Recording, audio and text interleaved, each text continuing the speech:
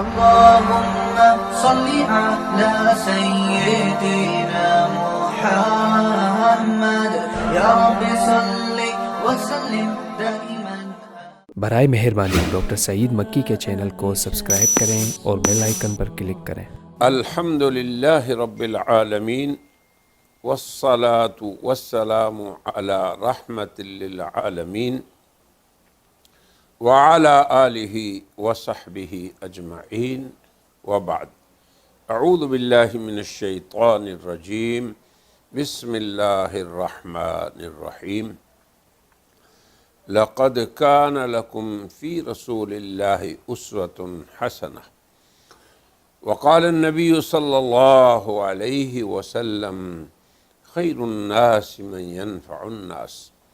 وقال صلى الله عليه وسلم الناس كلهم عيال الله أحبهم إلى الله أحسنهم إلى عياله. صدق الله العظيم وصدق رسوله النبي الكريم. سامعین و ناظرین، آج ہم اس مجلس میں حضرت رحمت للعالمین صلی اللہ علیہ وسلم کی سیرت مطہرہ کے معاشرتی پہلو کو ذکر کریں گے کہ کس طرح آپ اپنے معاشرے کی مختلف خدمات سر انجام دیتے رہے، اور اس پہلو کو نقل کرنے کے لیے ہم اسلامی تالیفات کے بعد سب سے ثقہ، جسے مسلمان کہتے ہیں اصح الکتب بعد کتاب اللہ، اور جس کا نام بھی ہے الجامع المسند الصحیح اور المختصر من امور رسول اللہ صلی اللہ علیہ وسلم وسننہ و ایامہ، یعنی آن حضرت صلی اللہ علیہ وسلم کی سیرت طیبہ کے شب و روز کو مختصراً جس کتاب نے بیان کیا، اور وہ ہے امام بخاری کی جامع صحیح. اس سے نقل کریں گے تاکہ روایت بھی ثقہ ہو، نقل بھی ثقہ ہو، اور راوی بھی ثقہ ہوں. امام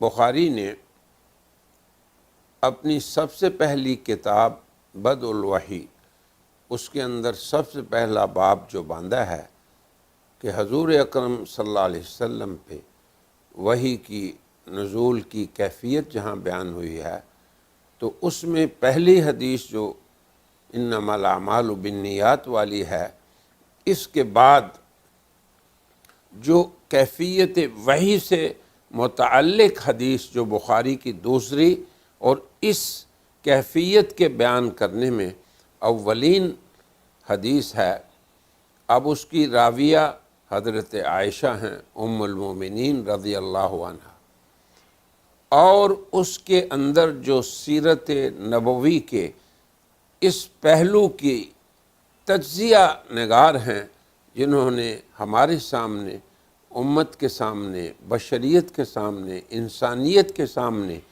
محسن انسانیت رحمت للعالمین کی سیرت کے اس پہلو کو اجاگر فرمایا، وہ ہماری سب کی ماں ام المومنین حضرت خدیجہ ہیں.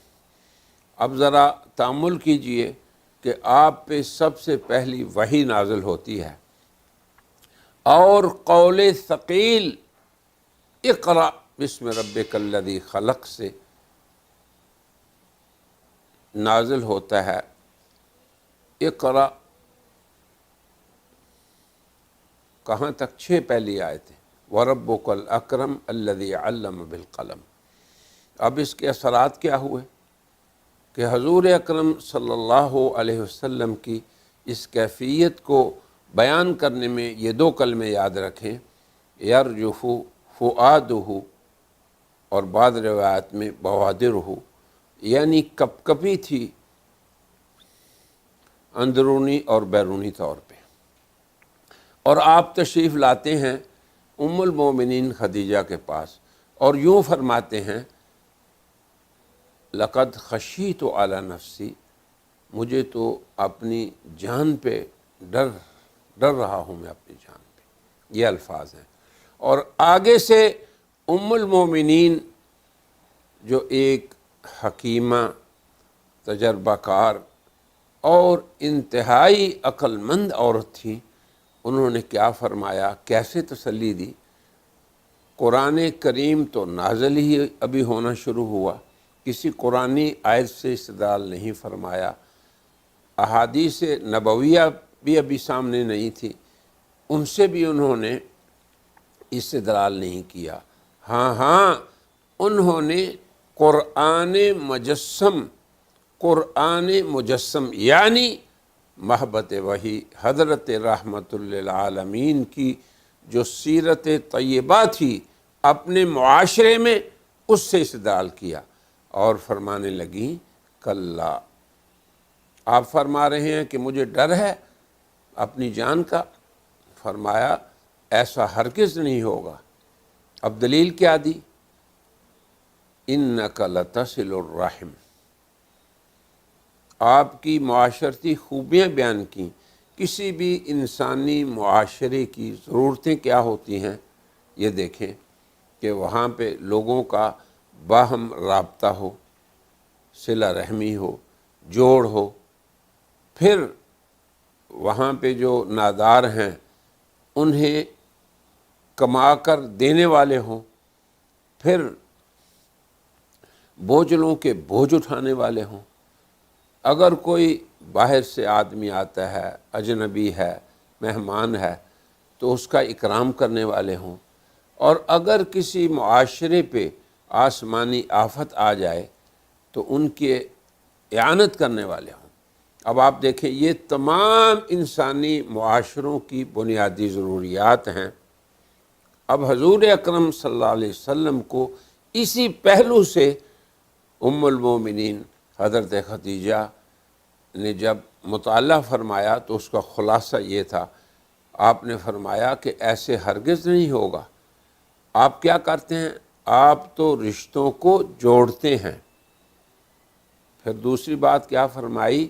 آپ تو بوجھل کا بوجھ اٹھاتے ہیں۔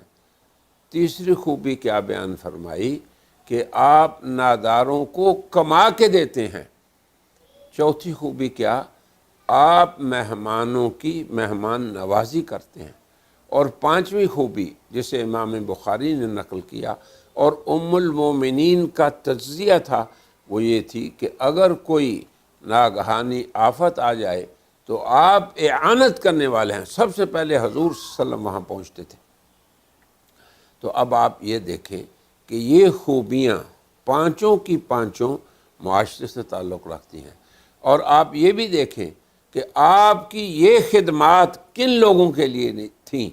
غور کریں کہ اس وقت مکی زندگی کا حال یہ تھا اور اس معاشرے کا حال یہ تھا کہ قرآن خود فرما رہا ہے فی ضلال مبین، کہ وہ لوگ ظاہر گمراہی میں تھے۔ اب اس کی تفصیل آپ سبھی جانتے ہیں کہ اللہ کا گھر جو توحید کے لیے بنا تھا اسی کے اندر بت تھے۔ اب حضور اکرم صلی اللہ علیہ وسلم اپنے معاشرے کو نفع دینے میں سب سے آگے تھے، سباق تھے اور نمبر 1 پہ تھے آپ۔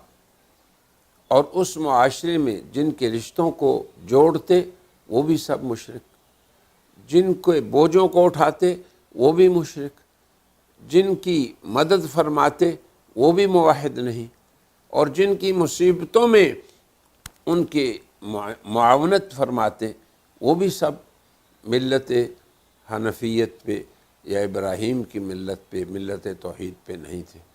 تو میرے برادران مکرم، حضور اکرم صلی اللہ علیہ وسلم کی اس سیرت کو امام بخاری نے سب سے پہلی کتاب اور اس کے پہلے باب کے ذیل میں ام المومنین حضرت عائشہ کی روایت سے بیان کیا، اور سیرت طیبہ کا یہ تجزیہ ام المومنین حضرت خدیجہ نے پیش کیا۔